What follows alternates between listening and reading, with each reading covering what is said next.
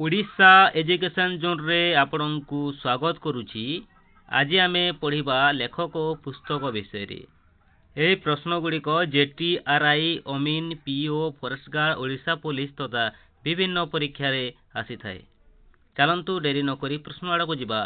प्रथम प्रश्न, 6 माण 8 गुंठ पुस्तकर लेखक किए?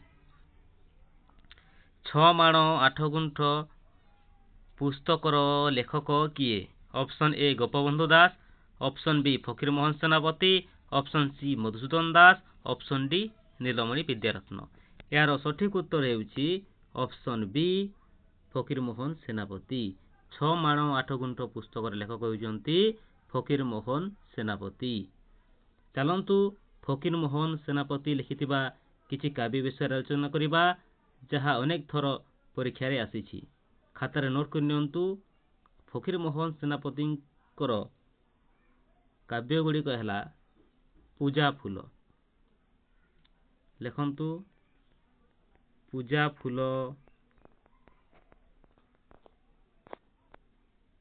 तापरे धूली, तापरे लिखंतु अवसर बासरे,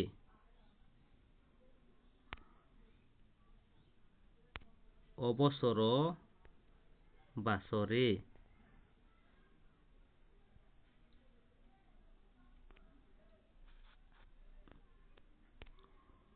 अवसर बासरे लिखिले अवसर बासरे,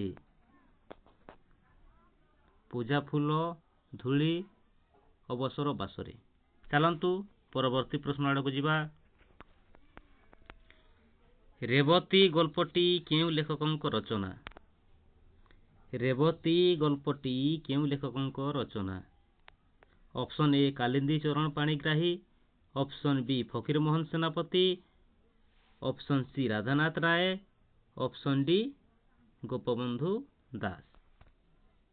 यार सठिक उत्तर हेउची ऑप्शन बी फकीर मोहन सेनापति। चलंतु परवर्ती प्रश्न आड़ को जिबा। बंदीर आत्मकथा क्यों महान व्यक्ति रचना करिथिले? बंदीर आत्मकथा क्यों महान व्यक्ति रचना करिथिले? Option A Madhusudan Das, option B Gopabandhu Das, option C Fakir Mohan Senapati, option D Radhanath Ray. यार सठिक उत्तर हेउची ऑप्शन बी गोपबंधु दास। बंदीर आत्मकथा गोपबंधु दास रचना करिथिले।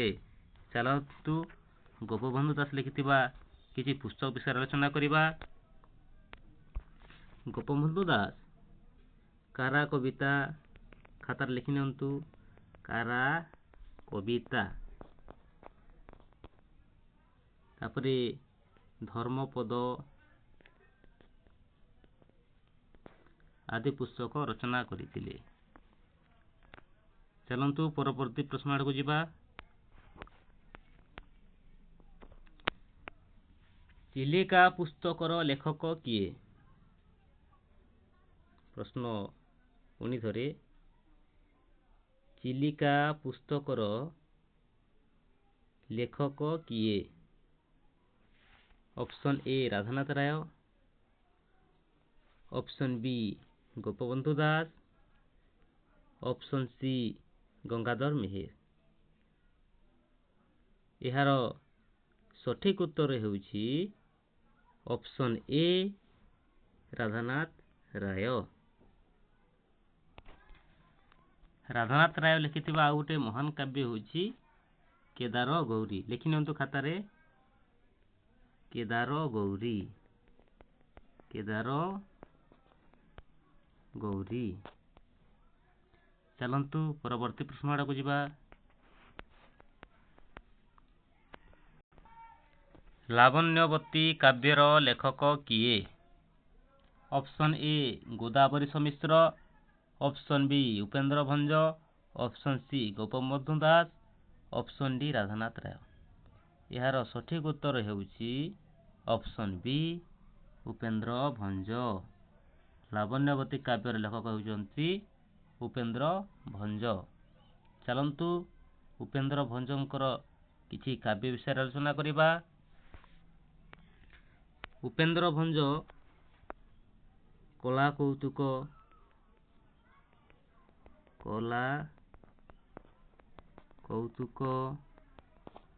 ତାପରେ ପ୍ରେମ ସୁଧାନିଧି ଖାତାରେ ଲେଖି ନିଅନ୍ତୁ। ପ୍ରେମ ସୁଧାନିଧି ତାପରେ ରସିକ ହାରାବଲି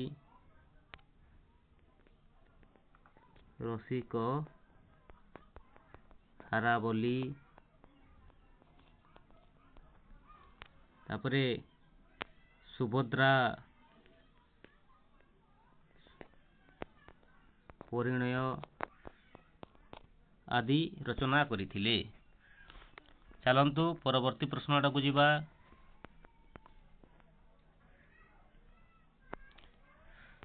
ରସକଲ୍ଲୋଳ କାବ୍ୟ କେଉଁ ଲେଖକଙ୍କ ରଚନା? ରସକଲ୍ଲୋଳ କାବ୍ୟ କେଉଁ ଲେଖକଙ୍କ ରଚନା? Option A Kalindi Charan Panigrahi, option B Fakirmohan Senapati, option C Dinakrushna Das, option D Gangadhar Meher. ଏହାର ସଠିକ ଉତ୍ତର ହେଉଛି ଅପସନ୍ ସି ଦୀନକୃଷ୍ଣ ଦାସ। ରସକଲ୍ଲୋଳ କାବ୍ୟ ଦୀନକୃଷ୍ଣ ଦାସଙ୍କର ରଚନା। ଚାଲନ୍ତୁ ଦୀନକୃଷ୍ଣ ଦାସ ଲେଖିଥିବା କିଛି ପୁସ୍ତକ ଉପରେ ଆଲୋଚନା କରିବା। ଦୀନକୃଷ୍ଣ ଦାସ ନାମରତ୍ନ ଗୀତା ଲେଖିଥିଲେ। କେଉଁ ପୁସ୍ତକ? ନାମରତ୍ନ ଗୀତା। ଖାତାରେ ଲେଖି ନିଅନ୍ତୁ। ନାମରତ୍ନ ଗୀତା। ତାପରେ ରସ ବିନୋଦ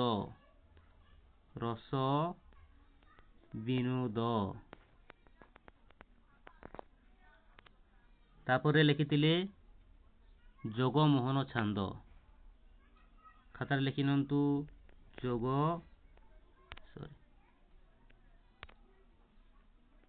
ଜଗମୋହନ ଛାନ୍ଦ। ତାପରେ ପ୍ରସ୍ତାବ ସିନ୍ଧୁ ଲେଖିଥିଲେ। କ'ଣ? ପ୍ରସ୍ତାବ ସିନ୍ଧୁ। ମନେ ରହିଲା? ରସକଲ୍ଲୋଳ କାବ୍ୟ ଦୀନକୃଷ୍ଣ ଦାସ ଲେଖିଥିଲେ ଏବଂ ତା ସହ ଜଗମୋହନ ଛାନ୍ଦ, ପ୍ରସ୍ତାବ ସିନ୍ଧୁ, ନାମରତ୍ନ ଗୀତା, ରସ ବିନୋଦ ଆଦି ପୁସ୍ତକ ରଚନା କରିଥିଲେ। ଚାଲନ୍ତୁ ପରବର୍ତ୍ତୀ ପ୍ରଶ୍ନଟାକୁ ଯିବା।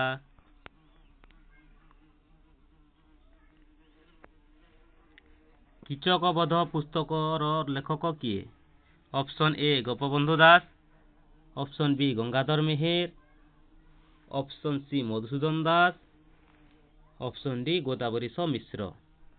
ଏହାର ସଠିକ ଉତ୍ତର ହେଉଛି ଅପସନ୍ ବି ଗଙ୍ଗାଧର ମେହେର। କୀଚକବଧ ପୁସ୍ତକର ଲେଖକ ହେଉଛନ୍ତି ଗଙ୍ଗାଧର ମେହେର। ଚାଲନ୍ତୁ ଗଙ୍ଗାଧର ମେହେର ଲେଖିଥିବା କିଛି କାବ୍ୟ ଉପରେ ଆଲୋଚନା କରିବା। ଗଙ୍ଗାଧର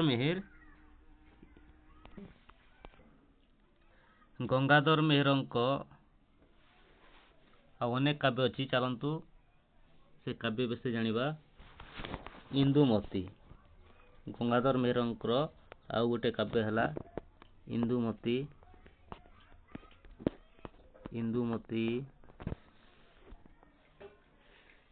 ପଦ୍ମିନୀ,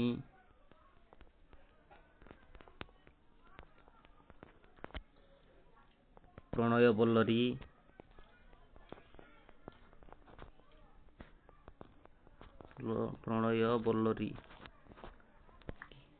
ଗଙ୍ଗାଧର ମେହେରଙ୍କର ରଚିତ କାବ୍ୟ ଗୁଡ଼ିକ ହେଲା କୀଚକବଧ, ପ୍ରଣୟବଲ୍ଲରୀ, ଇନ୍ଦୁମତୀ, ପଦ୍ମିନୀ। ଚାଲନ୍ତୁ ପରବର୍ତ୍ତୀ ପ୍ରଶ୍ନଟାକୁ ଯିବା। ତପସ୍ୱିନୀ କାବ୍ୟର ଲେଖକ କିଏ?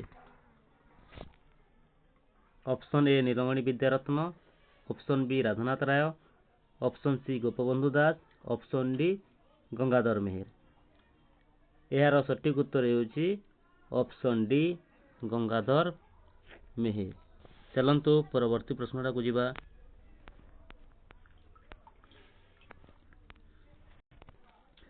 ଲଛମା ପୁସ୍ତକର ରଚୟିତା କିଏ? Option A Gangadhar Meher, option B Radhanath Ray, option C Fakirmohan Senapati, option D Godabarish Mishra. ଏହାର ସଠିକ୍ ଉତ୍ତର ହେଉଛି ଅପସନ୍ ସି ଫକୀରମୋହନ ସେନାପତି। ଲଛମା ପୁସ୍ତକର ରଚୟିତା ହେଉଛନ୍ତି ଫକୀରମୋହନ ସେନାପତି। ଚାଲନ୍ତୁ ପରବର୍ତ୍ତୀ ପ୍ରଶ୍ନଟାକୁ ଯିବା। ବିଦଗ୍ଧ ଚିନ୍ତାମଣି କାବ୍ୟର ଲେଖକ କିଏ? ବିଦଗ୍ଧ ଚିନ୍ତାମଣି କାବ୍ୟର ଲେଖକ କିଏ? Option A Godabarish Mishra, option B Kalindi Charan Panigrahi, option C Fakirmohan Senapati, option D Abhimanyu Samanta Singhara. ଏହାର ସଠିକ୍ ଉତ୍ତର ହେଉଛି ଅପସନ୍ ଡି ଅଭିମନ୍ୟୁ ସାମନ୍ତ ସିଂହାର। ଚାଲନ୍ତୁ ପରବର୍ତ୍ତୀ ପ୍ରଶ୍ନଟାକୁ ଯିବା। ସ୍ତୁତି ଚିନ୍ତାମଣି ପୁସ୍ତକର ଲେଖକ କିଏ? ସ୍ତୁତି ଚିନ୍ତାମଣି ପୁସ୍ତକର ଲେଖକ କିଏ? Option A Kalindi Charan Panigrahi, option B Sachidananda Routray, option C Bhima Bhoi, option D Gangadhar Meher. ଏହାର ସଠିକ୍ ଉତ୍ତର ହେଉଛି ଅପସନ୍ ସି ଭୀମ ଭୋଇ। ସ୍ତୁତି ଚିନ୍ତାମଣି ପୁସ୍ତକର ଲେଖକ ହେଉଛନ୍ତି ଭୀମ ଭୋଇ। ଚାଲନ୍ତୁ ଭୀମ ଭୋଇ ଲେଖିଥିବା ଆଉ ପୁସ୍ତକର ନାଁ ବିଷୟରେ ଜାଣିବା। ବ୍ରହ୍ମଚାଲକ। ବ୍ରହ୍ମଚାଲକ।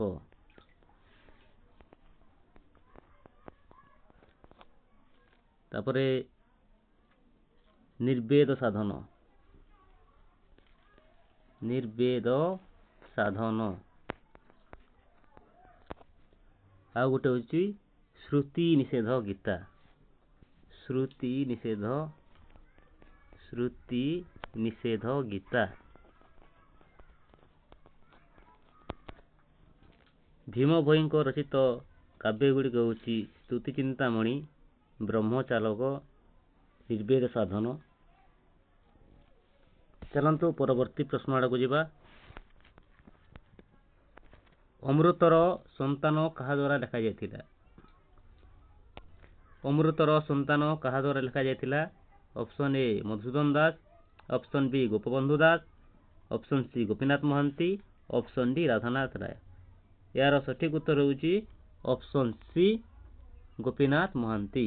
ଅମୃତର ସନ୍ତାନ ଗୋପୀନାଥ ମହାନ୍ତିଙ୍କ ଦ୍ୱାରା ଲେଖାଯାଇଥିଲା। ଚାଲନ୍ତୁ ପରବର୍ତ୍ତୀ ପ୍ରଶ୍ନଟାକୁ ଯିବା। ପ୍ରଣୟ ବଲ୍ଲରୀ ପୁସ୍ତକର ରଚୟିତା କିଏ?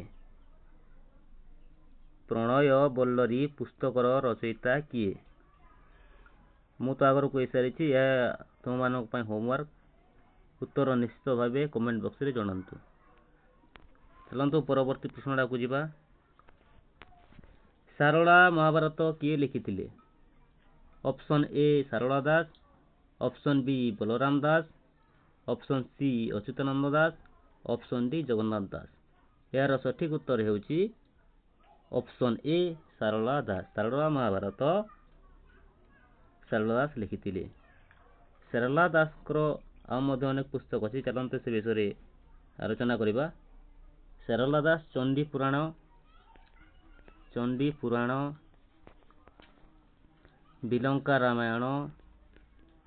ବିଲଙ୍କା ରାମାୟଣ ଆଦି ପୁସ୍ତକ ରଚନା କରିଥିଲେ। ଚାଲନ୍ତୁ ପରବର୍ତ୍ତୀ ପ୍ରଶ୍ନ ଆଡ଼କୁ ଯିବା। ଓଡ଼ିଆ ଭାଗବତ ପୁସ୍ତକର ରଚୟିତା କିଏ? ଅପସନ୍ ଏ ବଳରାମ ଦାସ, ଅପସନ୍ ବି Jagannath Das, option C Sarala Das, option D Achyutananda Das. ଏହାର ସଠିକ୍ ଉତ୍ତର ହେଉଛି ଅପସନ୍ ବି ଜଗନ୍ନାଥ ଦାସ।